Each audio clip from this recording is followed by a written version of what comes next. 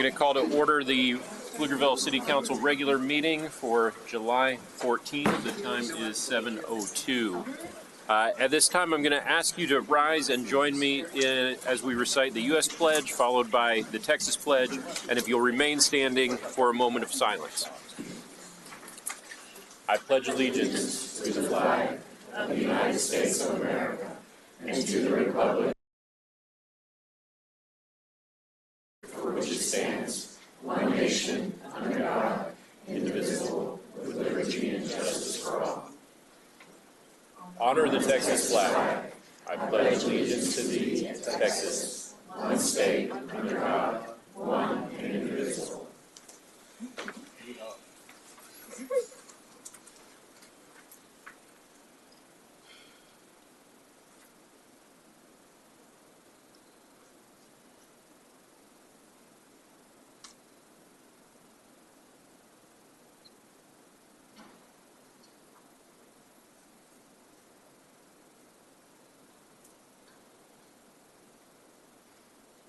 Please take your seats.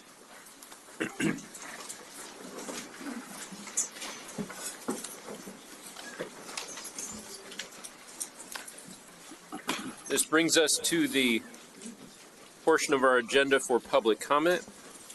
In accordance with the Texas Attorney General opinion, any public comment that is made on an item that is not on the published final agenda will only be heard by the City Council. No formal action, discussion, deliberation, or comment will be made by the City Council. Each person providing public comment will be limited to 3 minutes. I have a handful of folks who have signed up for public comment, and I'm going to call you forward. We'll start with Laura Guthrie. If you would come forward, state your name, and you'll have 3 minutes to tell us whatever you want to tell us. Thank you. My name is Laura Guthrie. I'm a Pflugerville resident and a member of the board on the Friends of Pflugerville Animal Welfare Services. I want to talk about the abysmal conditions existing at our Pflugerville Animal Shelter and the unreasonable expectations of the staff to keep up with the steady growth of Pflugerville. Census data shows that Pflugerville has had a 40% population growth from 2010 to 2020 and is still on the rise, which means the number of households with pets has grown exponentially. This, of course, means more strays, owner surrenders, and more need for assistance for medical care and food for pets in our community. All of these things fall on the shoulders of PAWS. We currently have 24 adoption kennels, which are not of adequate size, and in a temp building that was converted from a garage from the original Public Works location. We have 18 kennels for strays in our intake building, which are often used to house the adoption dogs if the number exceeds 24. Last year, PAWS held 9 months of free adoptions due to being at capacity. If we run out of space, the only options are to close intake, which means not picking up strays, or to euthanize for space. In either case, the shelter will be unable to provide services for our community. Some of the conditions that have been endured by the staff are HVAC leaks and roof leaks causing mold and pieces of ceiling dropping onto the workspace areas. The HVAC it is not heating or cooling properly. Rat droppings found in all areas, including all over the director's desk. There are clogged floor drains.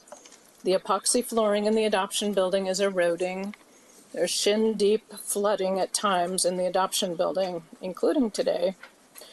Much of the acreage in our location is in the flood zone, which makes new building not an option. A hot water heater leaks, and there have been termite infestations. I can provide pics of all of these issues to anyone that would like a visual, and just email me at lhhansen@hotmail.com. I believe in and advocate for to build a new shelter, a new and up-to-date shelter, as so many other cities in Texas have. A facility that will coincide with the amazing progress that's already being made in Pflugerville. Thank you. Thank you. Next, I have William Glenn.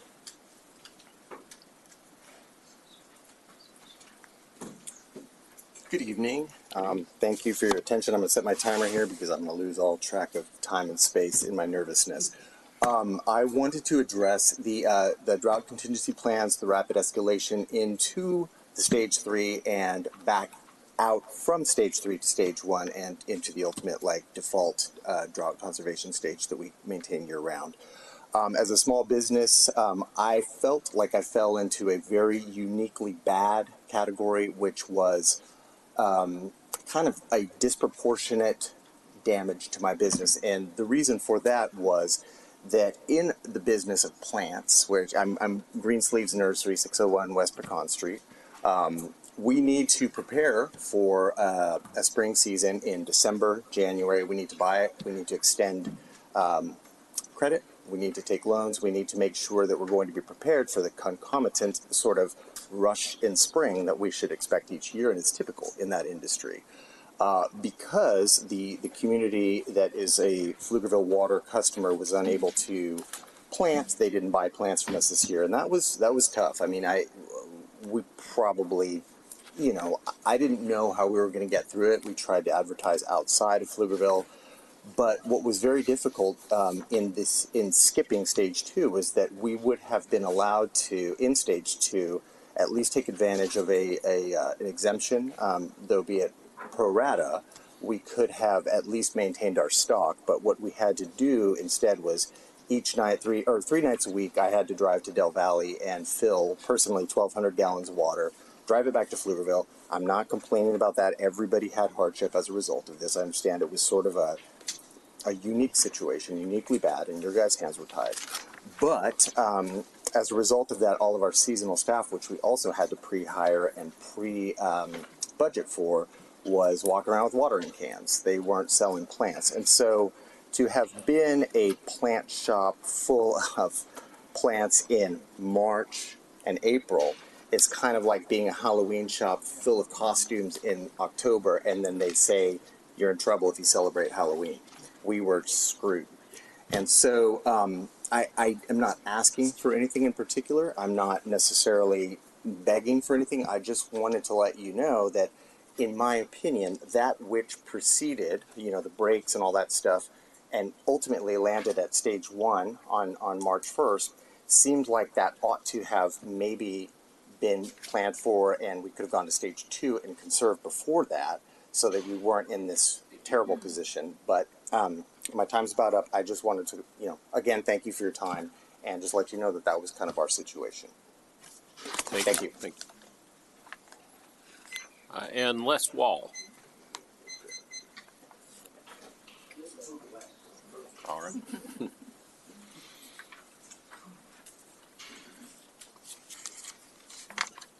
Since we have the 27 budget that's going to be discussed, and after what we just sat through, I got 20 more questions, but anyway. And according to the information that's posted on Pflugerville's website, our total indebtedness, revenue supported and tax supported, is over $2 billion. On May the 15th, the then city manager presented a letter saying we have $2.4 billion in projects the next 4 or 5 years. As other cities are starting to report, sales tax is flat, franchise is flat, property values going down. I am very grateful that you guys did not have the same budget we had in 25. In 25, Pflugerville was $859 million. Last year was $783. We'll see where we're going next year. But the property values don't always go up. They can go down. On top of that, when you look at it from a standpoint of values and where do we put our money, we've got streets in Gatlinburg we can't even drive down without tearing the front end of a car out. We've had streets torn up in that particular neighborhood for months. Now, whether it's them replacing the new water lines, where it's Atmos digging stuff, we'll call the city and they'll come and bring some little gravel and throw in there. It rains and washes it out. We still got the pipe sticking up. So from that standpoint, the real question is, if we know there's $2.4 billion already on the books, what else is out there we don't know about? I mean, salaries, benefits, okay, I've got that. You're going to have to cover all of that. But it seemed to me unusual that the meeting that I was in, where the consultant for the parks said they need 150, they're not coming back with 150. They're coming back with less than half of it. So when is the other half going to come to us? So we have to vote on it. Now, I know there's a big difference in COs, which we don't get to vote on, and bonds, which we do. And from the infrastructure standpoint, that's where most of our debt seems to be coming, is from those that are based on revenue. And any of us that have water bills know what's happened in the last 4 or 5 years.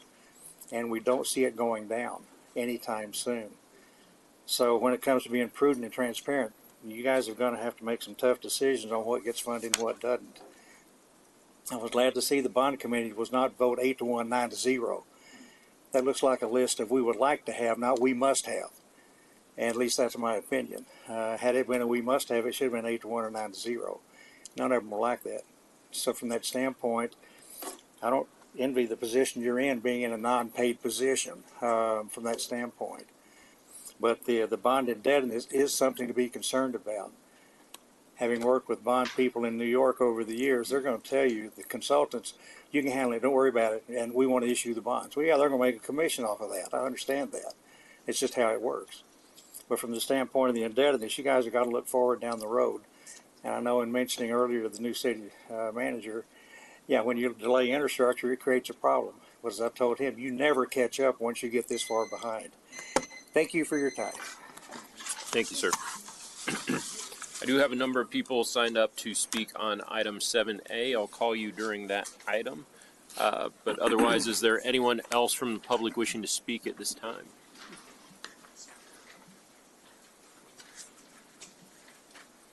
All right, that will take us to item 4. I'm going to move to the podium over here.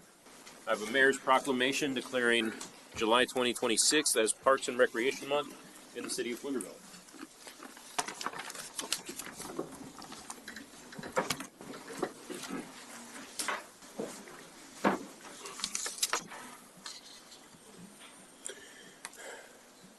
We got some good-looking folks here tonight who do a lot of work for the city, so I'm very excited to honor these people who put so much of their heart and soul into the city.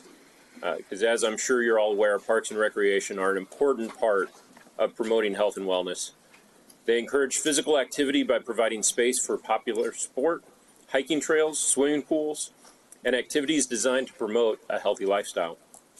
Parks and Recreation also positively impact mental health by increasing cognitive performance and well-being through time spent in nature. I proclaim July 14th, 2026 as Parks and Recreation Month as in the city of Pflugerville and encourage all residents to participate in the Parks and Recreation Department programming during the month of July. Shane Mize, along with our Parks and Recreation team, are here to accept the proclamation. If you would all join me by the flags.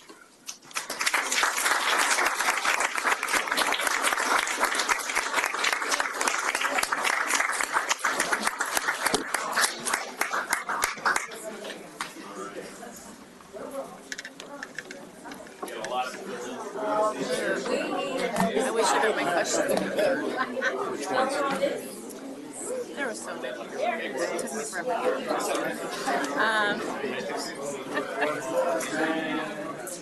I never got a question on whether CDBG could be used for workforce scholarship reimbursement. Oh, well, I got something I want to pull. Let's see if you I looked it up and I found, I put it in my comments. I found it in the city process. That could be used for the low and moderate income. I don't know if it's enough. How much? Well, no, it's not enough, but it's a place to start. But if this is what we're going to do, if we expand the service, we need to go and ask for more money. Alright, I just didn't here we go. Alright, 1, 2, 3. Yeah, I've got a different question. That's fine. Yeah. Yeah.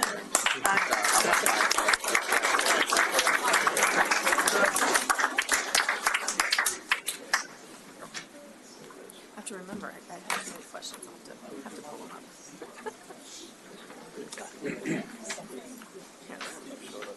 Oh. Don't you have one more? Don't you have one more? No? I do, but not right now.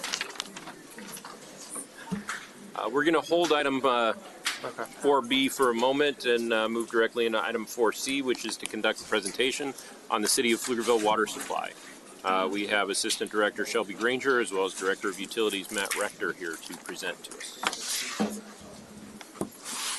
Good evening, Mayor and Council. I'm Assistant Director of Water Operations Shelby Granger, and as you said, we're here to give you an update on our water supply. So, as of the 13th, the lake level is at an elevation of 635.31 feet. For those who don't know, full lake elevation is 635.5, so we're just below that.